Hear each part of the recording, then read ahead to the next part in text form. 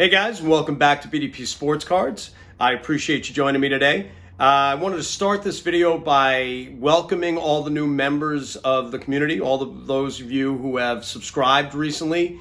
I appreciate it.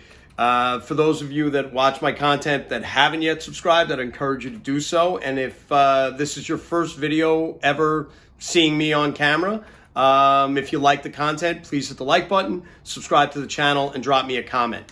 My last video got a lot of traction. There was a lot of comments, a lot of back and forth, not all positive, but I appreciate the engagement either way. And I really do make an effort to respond to every comment I get. So if you dropped a comment to me and I didn't respond, it was an oversight. I really do make an effort to do so. I want to pivot a little bit from the last video, which was sort of focusing on the negative aspect of one of the big players in our industry, which is PSA, to another common villain in our industry, which is Panini. But in this instance, I had a positive experience with Panini customer service. As you can see there, I have a package in my hand. And this is the second really kind of positive experience I've had with one of the major companies and their customer service of late. Topps being the other a few weeks ago. And if you haven't seen that video, I'd encourage you to check it out. What's in this box is replacing a very old redemption for a Charles Barkley Prizm Black 101 auto.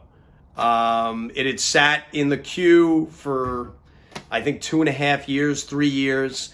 And for those of you that aren't familiar, Panini is now offering white box 101 or black box 101, similar to what they did at the Nationals each year. You can now get your older, high-value, unfulfilled redemptions replaced with a white box, right? So that's what they were going to do for my Barkley.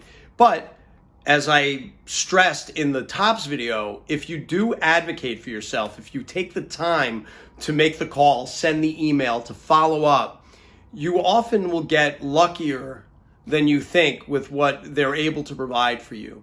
So what's in this box here is replacing that Barkley 101, and I want to get your feedback on how you think I did with the return from that unfulfilled redemption. So without any further ado, through the magic of editing, here we are at the table ready to open this up. So let's rip it open and see what we got in return for that Barkley redemption. Okay. The box. Envelope inside a box. Very nice. And let's see what we got.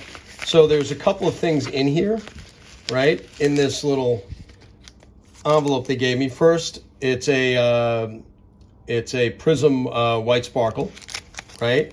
And then this, you can already see from the back, is a Chris Paul 101. So now this isn't a white box, right? This is the actual 101. This is the actual black out of Prizm, the sensational signatures. This is the black 101 Chris Paul. So this is an exchange for the Barkley 101. Barkley was in a Houston jersey, I think. This is Paul in a Golden State jersey. Neither one of those necessarily associated with those two players, but if you look at Paul's market versus Barkley's, I think they're comparable. Also, this is a proper 101 rather than a black box or a white box 101, and any of you out there know in the hobby, they don't hold the same kind of value, right? This is the actual card. Now, how do they have this actual card and why can they give it to me? Because it's 23-24, which means that this redemption has expired. So if somebody were to pull this out of an unopened box of the 23-24, they wouldn't be able to fulfill the redemption. They would offer them points or some kind of replacement, right? Right. So I get this Chris Paul 101. This is what would have come from the redemption had somebody pulled it in a timely manner. So that's what I get in return for the Barkley, but I also get a white sparkle pack.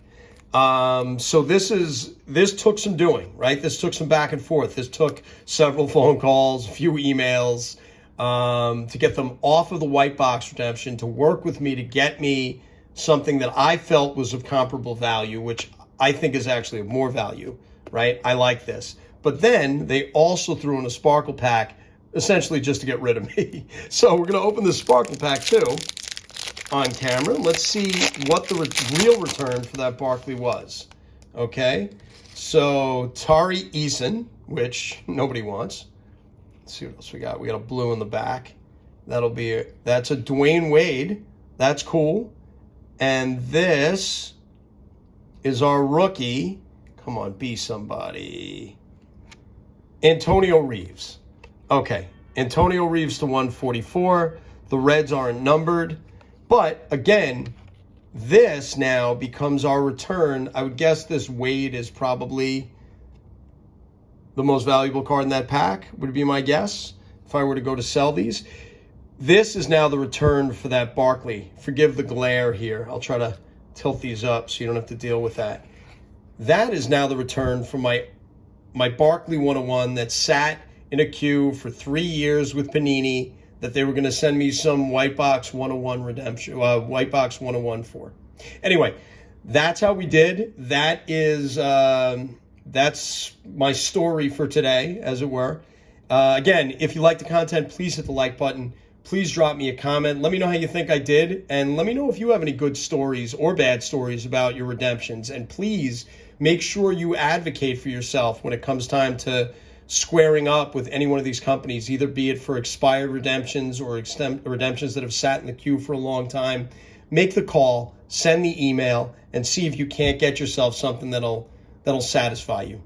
Anyway, it's been fun, and I will catch you all in the next video.